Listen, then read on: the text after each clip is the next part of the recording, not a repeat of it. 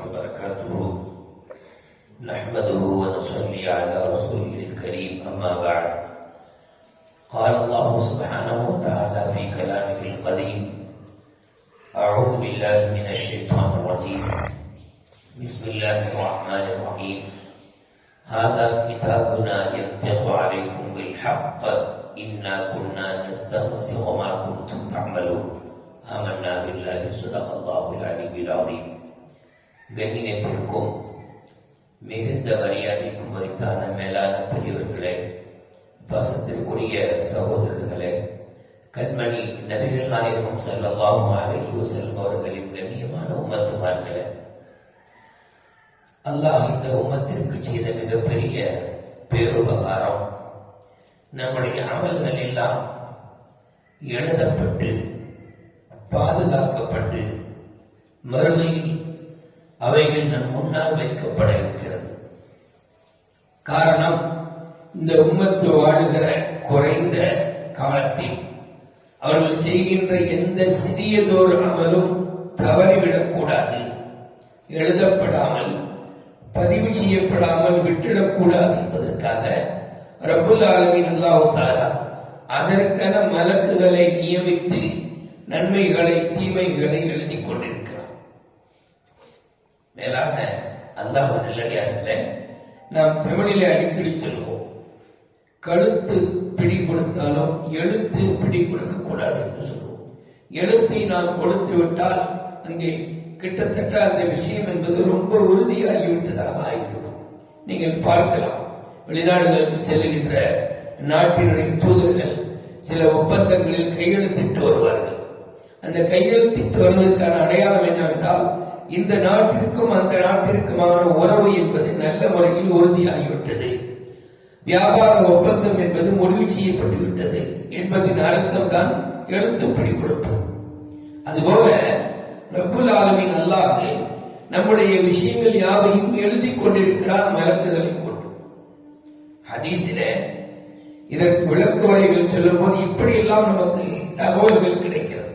சையதுனா இப்னு Abbas ரலியல்லாஹு அன்ஹு அவர்கள் சொல்கிறார்கள், சையதுனா அப்துல்லா இப்னு அப்பாஸ் ரலியல்லாஹு அன்ஹு அவர்கள் சொல்கிறார்கள், அல்லாஹ் தஆலா சில மலக்குகளை நியமித்து அடியார்களோடே பயணிக்க செய்கிறார். அவர்கள் செய்யக்கூடிய நன்மைகள் தீமைகள், சிறிய அமல்கள் பெரிய அமல்கள், சிறிய பாவங்கள் பெரிய பாவங்கள் என்று அவர்கள் எழுதிக்கொண்டே இருக்கிறார்கள். இரண்டே நேரங்களில் மட்டும் அந்த மலக்குகள் நம்மை விட்டு கொஞ்சம் விலகி இருப்பார்கள், பின்னர் நம்மோடு இணைந்து விடுவார்கள். இரண்டே சமயங்களில் மாத்திரம். ஒன்று நம்முடைய அந்த ரெஸ்ட் ரூமின் போது, இன்னொன்று நாம் நம்முடைய மனைவியோடு இருக்கிற அந்த சமயத்தில். இதை தவிர்த்து எல்லா நேரங்களிலும் நம்முடன் அந்த ஹஃபலத் என்று சொல்லப்படுகின்ற பாதி நம்முடைய அமல்களை பதிவு செய்கிற மலக்குகள் இருந்து கொண்டே இருக்கிறார்கள். கொஞ்சம் நாம் பயந்து கொள்ள வேண்டும். மலக்குகள் எழுதுகிறார்கள் என்பதை நாம் பயந்து கொண்டே இருக்க வேண்டும்.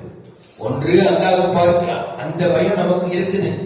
இருந்தாலும் சில சமயத்துல அல்லாஹ் எங்க பார்க்க போகிறான் அப்படின்னு ஏதாவது ஒரு சிந்தனை ஏற்பட்டா அடுத்த நிமிஷம் இதை யோசிக்கங்க, நம்ம கூட ஹஃபலத் என்கிற நன்மைகளை தீமைகளை பதிவு செய்கிற மலக்குகள் இருக்கிறார்கள்.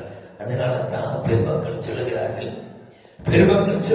நீங்கள் தனியாக இருக்கும்போது கூட ஆடை இல்லாமல் இருந்து விடாதீர்கள். ஏனென்றால் மலக்குகளுக்கும் வெட்கம் இருக்கிறது, அவர்கள் வெட்கப்படுகிறார்கள் நாம் அப்படி இருப்பதை கண்டு. எனவே எப்பொழுதும் நம்முடைய அந்த மறைக்கக்கூடிய பாகங்களை மறைத்தே வைத்திருக்க வேண்டும் என்று நமக்கு பெருமக்கள் சொல்லித் தருவார்கள். கைர் அல்ஹம்துலில்லாஹ். அப்படியானால் நம்முடைய அந்த அமல்கள் பதிவு செய்யப்படுகிறது. அல்லாஹ் ரப்பல் ஆலமீன் முதலில் பேனாவை படைத்தான். தஃசீர் திப்ரியிலே இந்த செய்தி, அல்லாஹ் முதலில் மையை படைத்து பின்னர் பேனாவை படைத்து அந்த பேனாவிடத்தில் சொன்னானா, உக்துப் எழுது என்று சொன்னான். பேனா கேட்டதா, மாதா அக்துப், நான் என்ன எழுதுவேன், எனக்கு என்ன எழுத தெரியும், என்ன எழுதுன்னு நீயே சொல்லியா. அல்லாஹ் சொன்னானா, கியாமத் நாள் வரை என்னென்ன நடைபெற உள்ளதோ அத்தனை எழுது. அல்லாஹ் சொல்ல அதை அப்படியே எழுதி அதை எழுதி முடிச்சாச்சு. ஹதீஸ்ல இப்படி வரும், என்ன அப்படின்னா, ஜஃபல் கலமோ, எழுதிய பேனாவினுடைய மை காய்ந்து விட்டது, எழுதப்பட்டுச்சு. இதுக்கு பேர் தக்தீர் சொல்லுவோம் இல்லையா. இந்த எழுதப்பட்டது யாரிடத்துல இருக்குதுன்னு சொன்னா ஹசனத் என்கிற அந்த பாதுகாக்கக்கூடிய சில மலக்குகள் தான் இருக்கு. அதில் இருந்து அந்த பதிவு செய்யப்பட்ட அந்த லவ்வுல் மஹ்ஃபூதுல இருந்து ஒவ்வொரு வருஷத்திற்கு ஒரு முறை மலக்குகள் அடியார்களுடைய அமல்கள், அடியார்களுடைய ரிஸ்குகள், அடியார்களுடைய ஆயுள்கள் இவைகள் எல்லாம் அப்படி பதிவு செஞ்சுட்டு வராங்க. ஒவ்வொரு நாளும் இது வருஷத்திற்கு ஒரு முறை எடுத்துட்டு வராங்க. ஒவ்வொரு நாளும் அதில் உள்ள அமல்களை அவர்கள் இப்ப நாம இவ்வளவு நேரம் சொல்லிட்டு இருந்தா நமக்கு எழுதிட்டு இருக்காங்க சொல்லிட்டு இருந்தோம் இல்லையா? இந்த எழுதிட்டு இருக்காங்க என்பதனுடைய பொருள் என்னன்னா, அவர்கள் ஏற்கனவே எழுதி வைத்திருக்கிறார்களா இல்லையா, அதுவும் நம்முடைய அமல்களும் சரியாக வெளியாகுதா என்ற அப்படியே கம்பேர் செய்யலாம். அல்லாஹ் முன்பே எழுதிட்டான், கியாமத் நாள் வரை என்னுடைய வாழ்க்கையில என்ன நடக்கும், நன்மை தீமை, நான் உண்ணுகிற ரிஸ்க் ஹராமா ஹலாலா, எத்தனை காலங்கள் வாழ்வேன், எங்கே பயணிப்பேன், எங்கே மரணிப்பேன் என்று ஃபுல் டீட்டெயிலான தகவல் அது இருக்குல்ல. அதுல இருந்து கொஞ்சம் கொஞ்சமாக இவங்க எடுத்து வச்சுக்கிறாங்க. அன்றாடம் செய்யக்கூடிய அமல்களோடு கம்பேர் பண்ணி பார்த்தா மின் கைதி சியாதத்தின் ஓதான எந்த கூடுதலும் குறைதலும் என்று அப்படியே அடியார்கள் செய்கிறார்கள். ஒவ்வொரு நாளும் அப்படியே கொஞ்சம் கொஞ்சமா சொல்லப்போனால் ஹதீஸில் தஃசீரில் இப்படியும் செய்தி, ஒரு நாள் இந்த நன்மை தீமை எழுதக்கூடிய மலக்குகள், அந்த பாதுகாக்கக்கூடிய மலக்குகள் இன்னைக்கு உள்ள விஷயங்கள் என்ன அப்படின்னு எழுதுறதுக்காக கேட்பாங்க. அடியார்கள் இன்றைய தகவல் என்ன, இன்னைக்கு அவங்க என்ன அமல் செய்ய போறாங்க, இன்னைக்கு அவங்களுக்கு என்ன ரிசல்ட் கொடுக்கப்படுகிறது என்று தகவல் கேட்க வரும்போது அந்த மலக்குகள் சொல்வார்களாம். யாரு அந்த மெயின் எழுதி வச்சிருக்காங்க, மெயின் அந்த எழுத்தினுடைய பாதுகாப்பு மலக்குகள், அவங்க சொல்லுவாங்களா, மா நஜிது லி ஸாஹிபிக்கும் லனா ஷைஅன், எங்களிடத்தில் உங்களுடைய அந்த நபருக்கு எதுவும் இல்லை அப்படின்னு சொல்லுவாங்க. இன்னைக்கு ஒண்ணு கொடுக்கறதுக்கு எல்லாம் முடிஞ்சு போச்சு. உடனே இந்த மலக்குகள் பூமியில பாக்குறாங்க, அந்த மனிதர் இறந்து விட்டிருப்பார், ஏன் அவருடைய அமல்கள் முடிஞ்சு போச்சு, அவருடைய ரிஸ்குகள் முடிஞ்சு போச்சு, அவருடைய ஆயுள் முடிஞ்சு போச்சு. அதாவது நான் சொல்ல வர்றது என்னன்னா, அல்லாஹ் ரப்பல் ஆலமீன் இந்த உம்மத்தினுடைய ஸ்பெஷாலிட்டி என்று வைத்துக் கொள்ளலாம், எல்லாம் அல்ல பிளானோடு செய்யலாம். நம்முடைய செயல்கள் திட்டங்கள் அனைத்தும் அங்கே பதிவு செய்யப்பட்டு இது அல்லாமல் மலக்குகளிடத்தில் எழுத செய்ய வேறுபடுகிறது. கியாமத் நாளையில் அல்லாஹ் சொல்லுவானா, ஹாதா கிதாபுனா யக்துபு அலைக்கும் பில் ஹக், இதோ நம்முடைய இந்த கடிதம், நம்முடைய இந்த நோட், இது உங்களின் மீது இப்பொழுது உண்மையை பேச இருக்கிறது என்று அந்த கிதாப், அந்த எழுதப்பட்டதை எடுத்து முன்னாடி போடும். யக்துபு அலைக்கும் பில் ஹக், அது உங்கள் மீது உண்மையை கொண்டு அப்படியே பேசும், நம்மால் மறுக்க முடியாது. ஏன்னா அவ்வளவு தேதியோடு எழுதப்பட்டிருக்கு. நான் சொன்னேன் இல்லையா, எழுத்து இருந்துச்சுன்னா நீங்க என்ன செய்வீங்க, நீங்க ஒரு விஷயமா எனக்கு எழுதி கொடுத்தீங்க, நான் இந்த உதவி உங்களுக்கு செய்ய எழுதி கொடுத்தீங்கன்னு சொன்னா நாளைக்கு நான் அந்த தபாலை கொண்டு காட்டும்போது நீங்க மறக்க முடியும். ஏன்னா உங்க கையெழுத்து அதுல இருக்கு.